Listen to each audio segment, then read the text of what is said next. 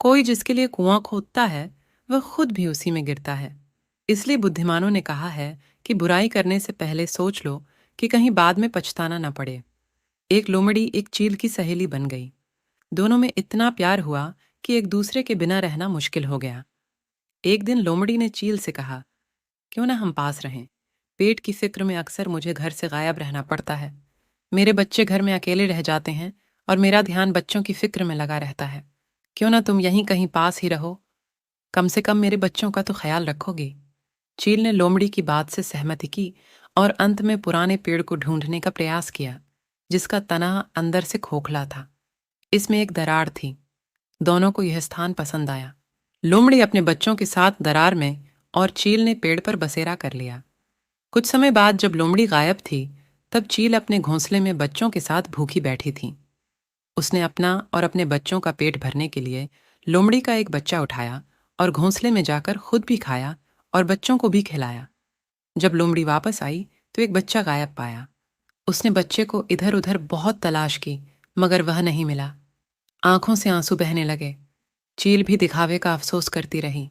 दूसरे दिन जब लोमड़ी जंगल में फिर शिकार करने चली गई और वापस आई तो एक और बच्चा गायब पाया। तीसरे दिन भी ऐसा ही हुआ। उसका एक और बच्चा गायब हो गया। चील लोमड़ी के सारे बच्चे खा गई।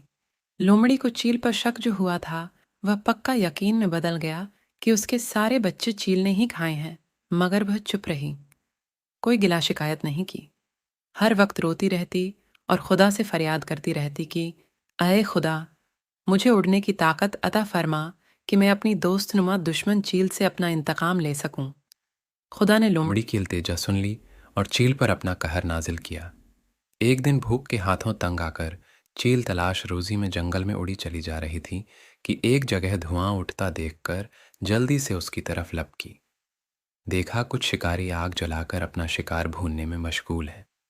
चील का भूख से बुरा हाल था। बच्चे भी बहुत भूखे थे। उन्होंने सब्र नहीं किया। जल्दी में जकड़ के कुछ मांस अपने पंजों में अछुक कर घोंसले में ले गई। यहाँ भुने हुए मांस के साथ कुछ अनाज भी चिपका हुआ था। घोंसले में बच्चे हो रहे घास के टुकड़ों को आग लग गई। घोंसला भी जलने लगा। यहाँ तेज तेज हवा चलने लगी। घोंसले की आग ने इतना मौका नहीं दिया कि चील अपना और अपने बच्चों का बचाव कर सके। वहीं तड़प तड़प कर नीचे गिरने लगे। लोमड़ी ने झट अपना बदला ले लिया और उन्हें चबा चबा कर खा गई। नतीजा, जो किसी के लिए कुआं खोदता है खुद भी उसी में गिरता है।